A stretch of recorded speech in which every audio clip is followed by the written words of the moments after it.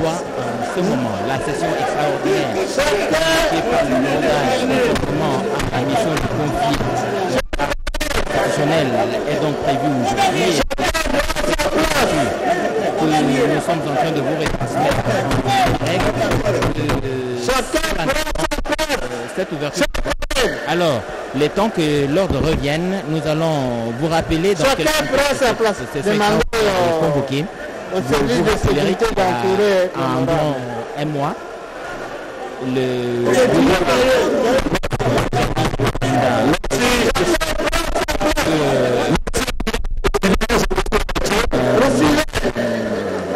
Membre de ce bureau qui est indisponible à ce moment-là pour cause de maladie est revenu et que à l'ordre du jour cette question est remise soit tirée. De garantir le principe de gouvernance par le contrôle parlementaire, décide, article 1er, l'Assemblée nationale est convoquée en session extraordinaire du 5 janvier 2021.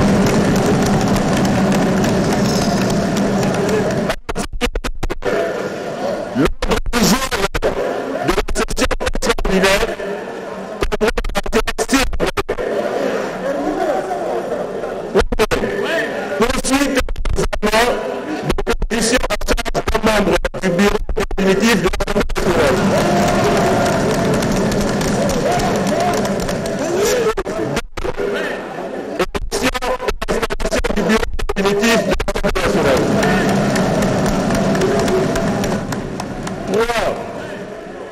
projet de loi de ratification. 4. Contrôle parlementaire. Article 3. La présente décision entre en vigueur à la date de sa signature.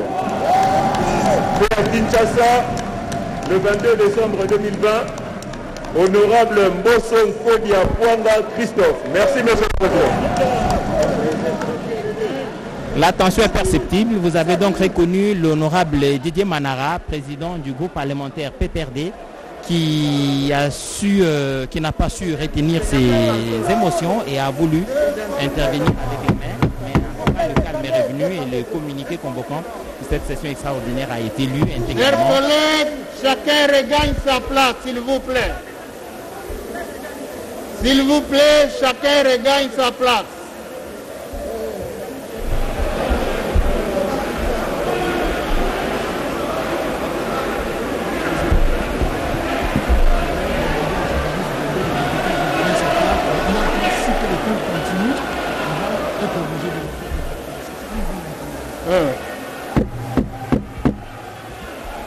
Collègues, chacun regagne sa place.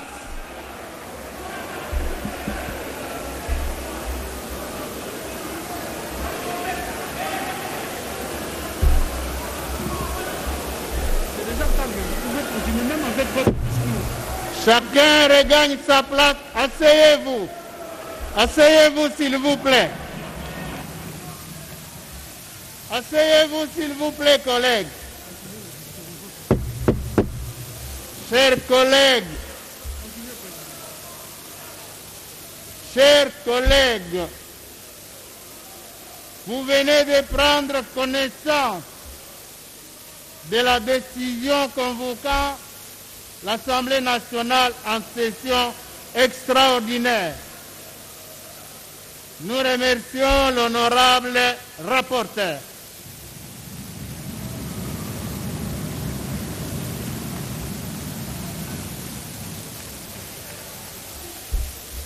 Cela étant, chers collègues, je vous invite, s'il vous plaît, respectueusement, que chacun reste assis à sa place.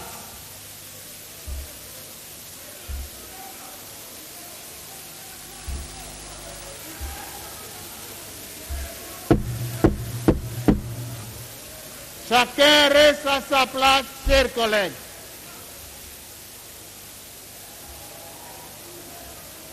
Chacun reste à sa place, assis.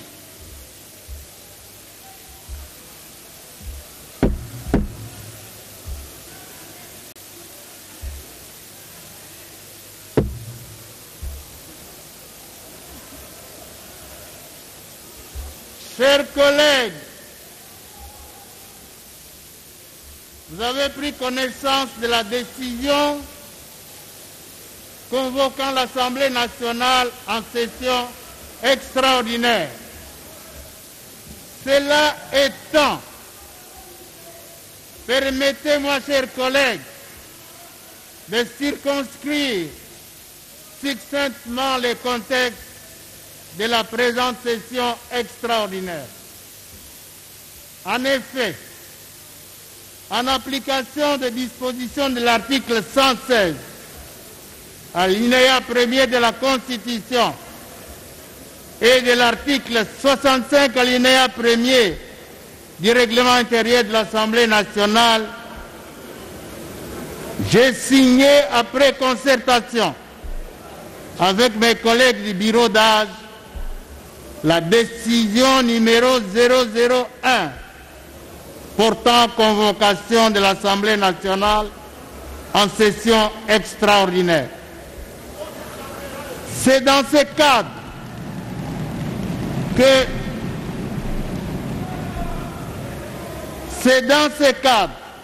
que nous nous retrouvons aujourd'hui dans cet hémicycle en vue de l'ouverture de la dite session.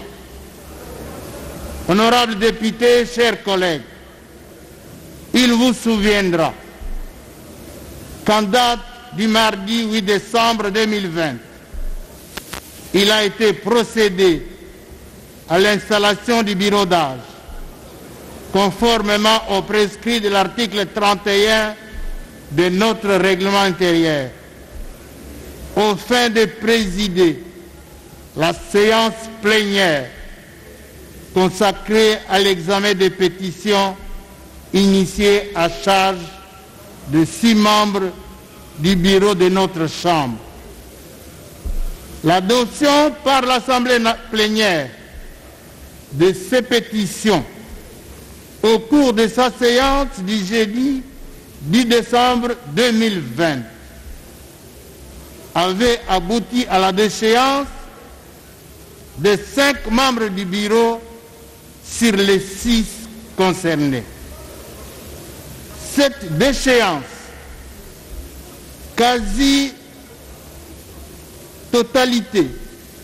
de la quasi-totalité des membres du bureau de notre Chambre a plongé celle-ci dans une situation inédite, caractérisée par l'absence de l'organe compétent devant assurer sa direction et son fonctionnement.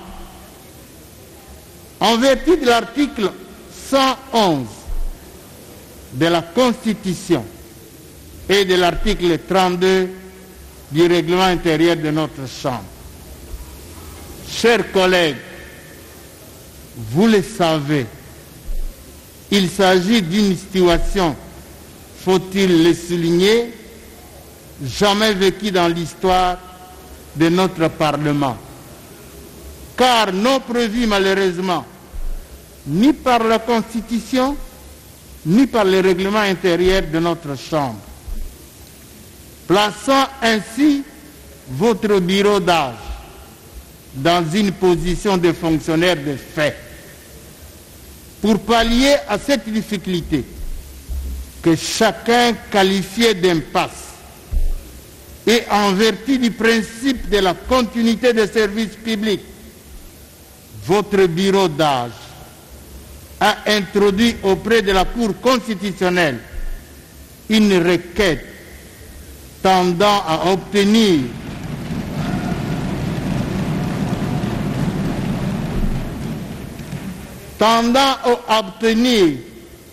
son habilitation à finaliser les processus d'examen de la pétition contre un membre du bureau et assurer la gestion courante de l'Assemblée nationale jusqu'à la mise en place du bureau définitif.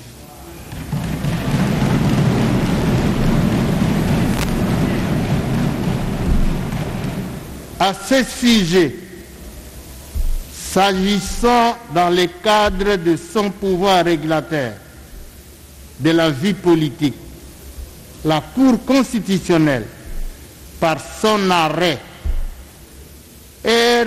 Constitution 1438, rendu le 15 décembre 2020, a prorogé le mandat du bureau d'âge tout en l'habilitant à gérer les affaires courantes de l'Assemblée nationale et à convoquer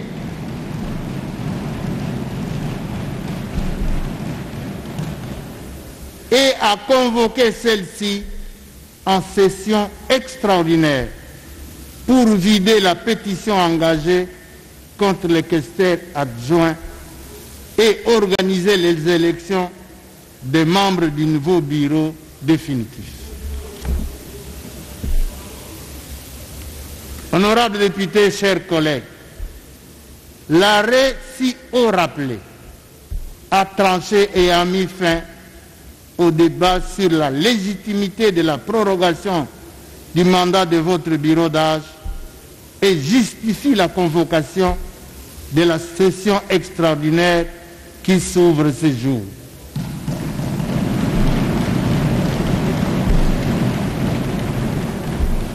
Sans anticiper sur les débats relatifs à la poursuite de l'examen de la dernière pétition, votre bureau d'âge rappelle que le questeur adjoint de l'Assemblée nationale a été victime d'un accident vasculaire cérébral et a nécessité son évacuation pour des soins appropriés grâce à l'intervention personnelle du chef de l'État.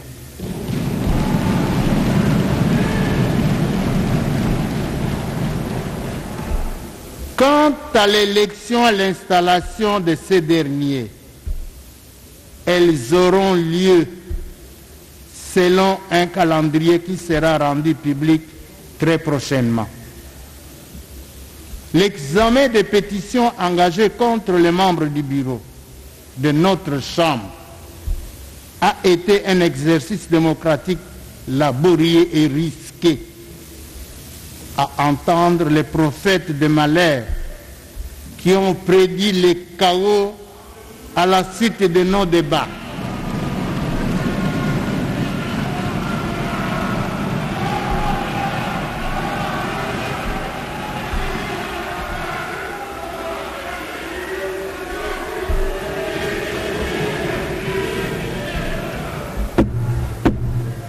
Aujourd'hui, nous devons rendre grâce à Dieu, car tout s'est déroulé et s'est terminé dans un climat de paix et de sérénité. L'ambiance sereine qui a caractérisé nos débats à ce sujet témoigne de la maturité politique, de l'esprit patriotique, du degré élevé de tolérance politique de tous les honorables députés que vous êtes.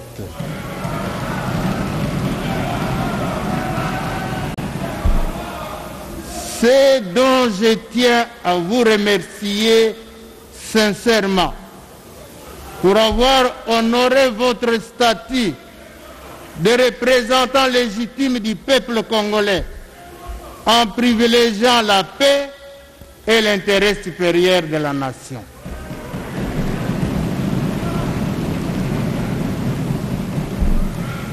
Honorables députés et chers collègues, je vous exhorte à préserver le même état d'esprit de paix, de justice, de respect mutuel et de tolérance politique au cours de la présente session.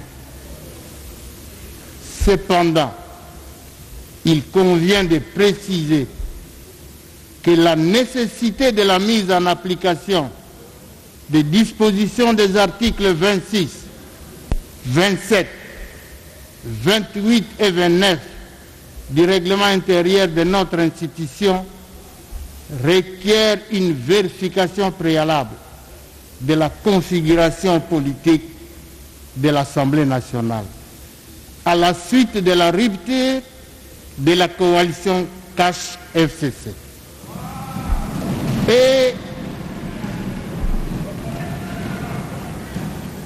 de l'émergence des nouveaux courants républicains appelés Union sacrée de la nation.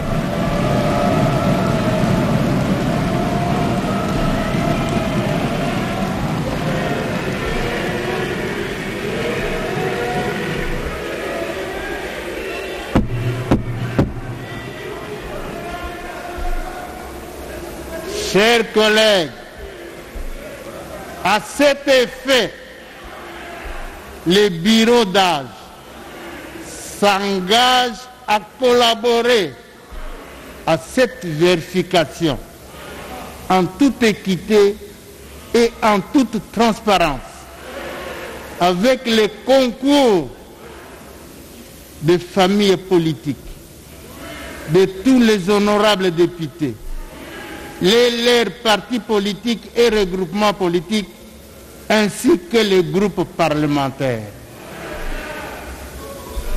Honorables députés, chers collègues, ainsi que vous l'avez constaté, l'ordre du jour de la présente session comporte deux autres matières nécessitant que l'Assemblée nationale accorde à leur traitement le bénéfice d'urgence. Il s'agit notamment des projets de loi autorisant la ratification des accords et traités dont les délais de forclusion sont imminents, ainsi que les contrôles parlementaires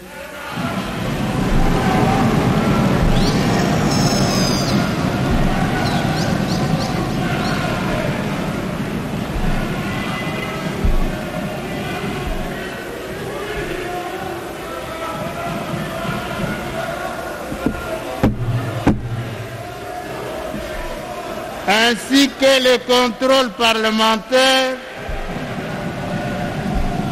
en vue de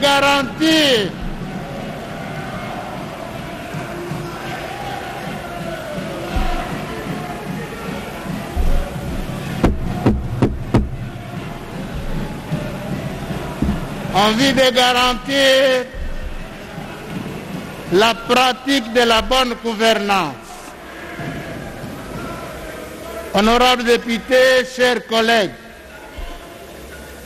avant de terminer ce petit mot, votre bureau d'âge a la profonde douleur de vous informer du décès de nos collègues,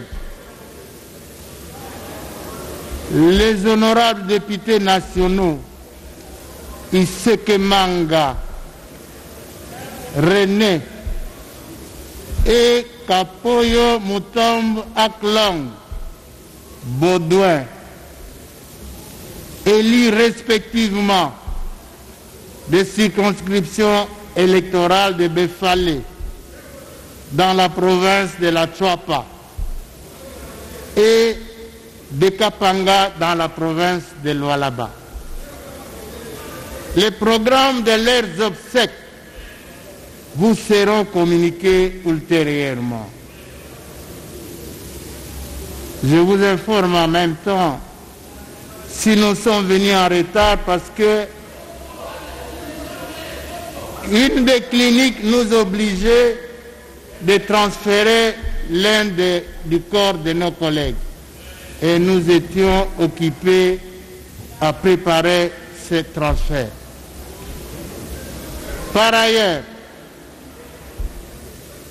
notre pays a encore connu au début de cette année des actes de barbarie innommables et de graves exécutions dont sont victimes nos populations de Beni, Butembo, Rutshuru, Masisi et Walikale. Les auteurs de ces actes odieux s'attaquent non seulement aux éléments de nos forces armées et des services de sécurité chargés des opérations dans ces parties du territoire national, mais également aux populations civiles. Dans ce malheur qui frappe notre pays, nous déplorons aussi les naufrages sur le lac Albert d'une embarcation au bord de laquelle se trouvaient bon nombre de nos compatriotes qui ont succombé par noyade. En mémoire à nos 2 collègues décédés et des victimes de ces différentes tragédies, au nom de l'Assemblée nationale, du bureau d'âge et au mien propre, je présente mes condoléances les plus attristées à toutes les familles éplorées. Je prie l'auguste Assemblée de se lever en vue d'observer quelques instants de recueillement.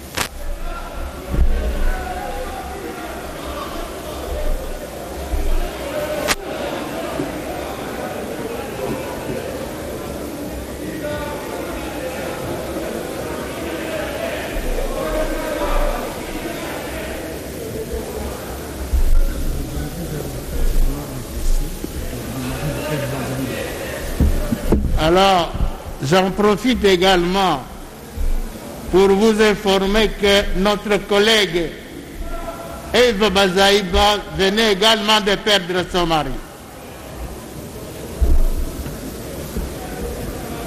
Je vous remercie et je vous prie de vous asseoir, chers collègues. Honorables députés, chers collègues, l'Assemblée nationale s'engage à soutenir le chef de l'État, le gouvernement de la République,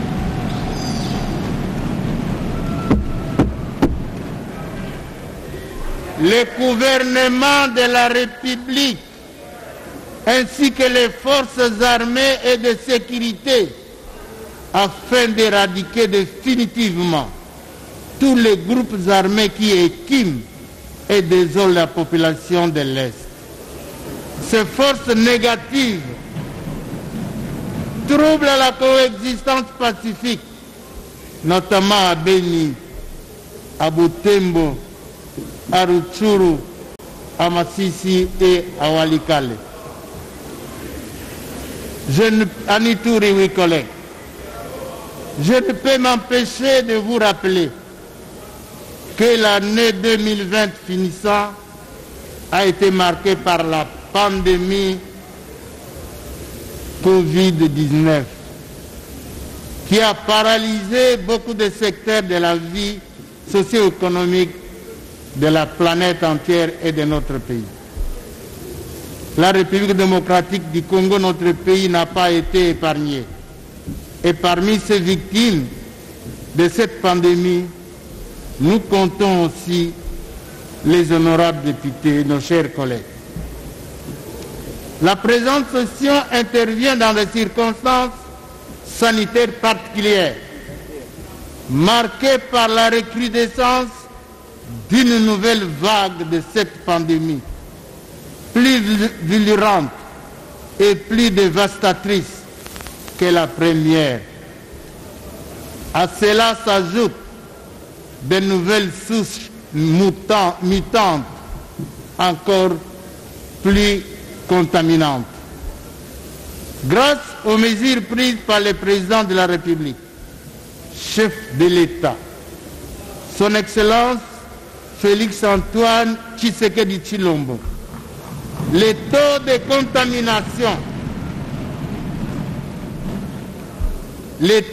contamination et de morbidité de la première vague ont été réduits.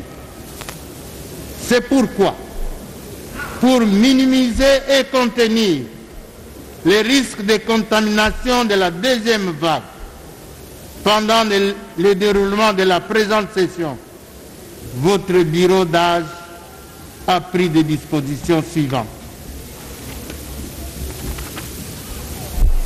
1. Les renforcements du staff médical de l'Assemblée nationale par des experts de santé publique. 2. Le prélèvement obligatoire de la température aux entrées de l'enceinte et du bâtiment du Palais du Peuple. 3. Le port obligatoire et correct des masques. 4. Le lavage et la désinfection réguliers des mains. À ce sujet, l'accès à l'hémicycle est conditionné par la possession d'un flacon de désinfectant. 5. La présence du personnel médical dans l'hémicycle lors de la tenue des séances plénières et aux abords du bâtiment pour la sensibilisation sur l'observance stricte des mesures de barrière. 6. Le respect de la distanciation socio-physique lors du déroulement des séances plénières. 7. La désinfection immédiate du micro avant et après toute prise de parole. Il appartient à chacun de nous de veiller scrupuleusement au respect des mesures pour éviter que notre lieu de travail ne devienne un ferment de la propagation de la pandémie. Honorables députés, chers collègues, je vous exhorte à la tolérance et à la juste mesure à tout moment, valeur cardinale dont la mise en œuvre va aider la nation et notre Chambre à avancer dans la concorde. Honorables députés, chers collègues, sur de notre première institution du pays, votre bureau met tout en œuvre afin de s'assurer que vos vacances parlementaires se passent dans les meilleures conditions.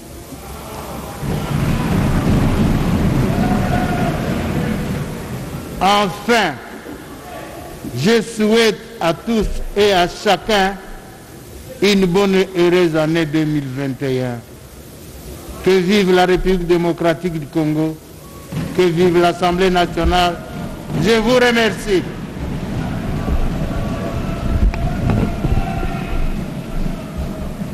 Voilà donc les discours du président du bureau d'âge qui retrace le contexte dans lequel cette session extraordinaire se convoque. Chers collègues, l'ordre du jour de la présente séance étant épuisé, cette séance est donc levée. Nous demandons